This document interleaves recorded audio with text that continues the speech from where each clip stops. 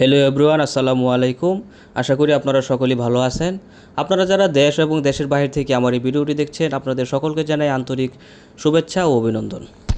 আজকে আপনাদের সাথে আলোচনা করব আপনারা কিভাবে অরিজিনাল থাই পাঙ্গাস মাছ চাষ করবেন। তো আপনারা যারা অরিজিনাল থাই পাঙ্গাস মাছ চাষ করতে চান তারা আমার ভিডিওটি ধৈর্য সহকারে দেখবেন। সুপ্রিয় ভিউয়ার্স, আমাদের দেশে মাছ চাষ একটি জনপ্রিয় ব্যবসা, তাই থাই পাঙ্গাস মাছ বর্তমানে সবচেয়ে লাভজনক মাছে পরিণত হয়েছে। কম খরচে দ্রুত বর্ধনশীল ও বাজারে চাহিদা বেশি থাকায় থাই পাঙ্গাস মাছ চাষ করে অনেকেই স্বাবলম্বী হচ্ছেন।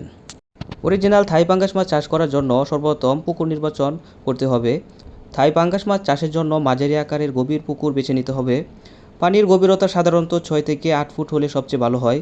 পুকুরে চাষ শুরু করার আগে পুকুরে চুন, জৈব সার এবং প্রয়োজনীয় ওষুধ দিয়ে পানি ও পরিবেশ প্রস্তুত করতে হবে, যাতে করে পুকুরের পানিতে প্লাঙ্কটন তৈরি হবে এবং পুকুরের মাছ প্রাকৃতিকভাবে খাবার পেতে পারবে। তো সুপ্রিয় ভিউয়ার্স, আমরা সবসময় একটা কথা বলি যে মাছ চাষে লাভবান হতে হলে অবশ্যই পোনা নির্বাচন অত্যন্ত গুরুত্বপূর্ণ। কারণ পোনা যদি অরিজিনাল না হয় তাহলে মাছ চাষ করে আপনি লাভবান হতে পারবেন না। তাই মাছ চাষে লাভবান হতে হলে অবশ্যই আপনাকে সঠিক এবং স্বাস্থ্যবান, সক্রিয় ও রোগমুক্ত পোনা নির্বাচন করতে হবে। সাধারণত পোনা বিক্রির জন্য প্রতি শতাংশে 1000 থেকে 1200 পিস মাছ চাষ করা যায়। আর যদি আপনি এই মাছগুলো কালচার হিসাবে চাষ করতে চান তাহলে প্রতি শতাংশে 80 থেকে 100 পিস মাছ চাষ করতে পারবেন। তাহলে মাছগুলো অতিরিক্ত ঘন হবে না, দ্রুত বৃদ্ধি পাবে, খুব সহজে বাজারজাত করতে পারবেন।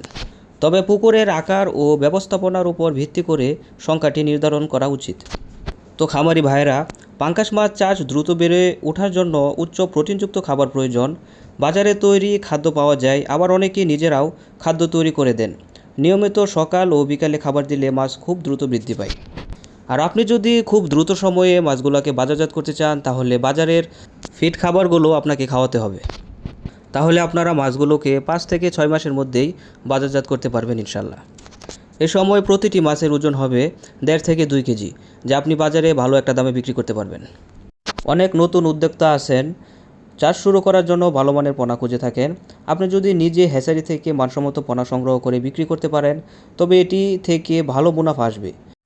তো খামারি ভাইরা, সঠিক পরিকল্পনা, সঠিক ব্যবস্থাপনা এবং নিয়মিত যত্নের মাধ্যমে থাই পাঙ্গাস মাছ চাষ করে সহজেই আর্থিকভাবে স্বাবলম্বী হওয়া সম্ভব। পাশাপাশি পোনা বিক্রয়ের মাধ্যমে বাড়তি আয় করাও যায়।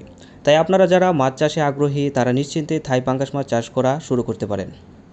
তো সম্মানিত ভিউয়ার্স, আপনারা যারা বেকার রয়েছেন, বেকার না থেকে আজই মাছ চাষ শুরু করুন, অধিক টাকা আয় করুন। তো আজকের মতো ভিডিওটা এখানেই শেষ করছি। ভিডিওটি যদি আপনার ভালো লাগে তাহলে একটা লাইক দিন, কমেন্টে জানিয়ে দিন আপনার মূল্যবান মতামত। আর আপনারা যারা এখনও আমার চ্যানেলটি সাবস্ক্রাইব করেননি তারা এখনই আমার চ্যানেলটি সাবস্ক্রাইব করে পাশে থাকা বেল আইকনটি অন করে দেন, যেন পরবর্তীতে ভিডিওটি দেওয়ার সাথে সাথে আপনি খুব সহজে পেয়ে যান।